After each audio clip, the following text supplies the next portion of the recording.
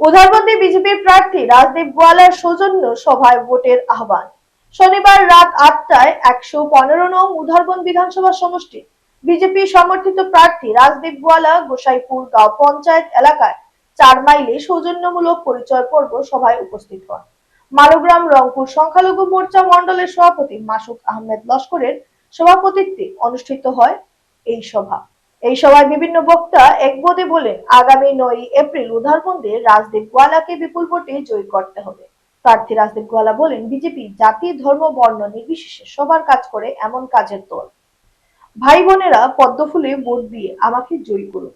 আমি আপনাদের পাশে সবসময় থাকবো। ভারতের প্রধানমন্ত্রী ও আসামের মুখ্যমন্ত্রীর হাত শক্ত করার জন্য ভোট দিয়ে। সভায় উপস্থিত ছিলেন সংখ্যালঘু মোর্চার সভাপতি মাসুক আহমেদ লস্কর, মোস্তফা খান, দুইবারের গাঁও পঞ্চায়েত সদস্য পারুল হোসেন লস্কর, নাসিম আহমেদ, অনিল কুমার শেলি, নাজমুল হোসেন বরভুইয়া সহ অন্যান্যরা। গৃহমন্ত্রী অমিত শাহজির নেতৃত্বে, মাননীয় মুখ্যমন্ত্রী ডক্টর হিমন্ত বিশ্ব শর্মার নেতৃত্বে আমি জলে যোগদান করেছিলাম এবং ওই সময় আমাকে কিন্তু দল টিকিট দেয়। আমি বিধায়ক ছিলাম লক্ষ্মীপুরে, আপনাদের সবার জানা আছে, কোনো লুকানোর কথা নয়। দল আমাকে টিকিট দেয়নি, কিন্তু আমি দলের জন্য কাজ করেছিলাম।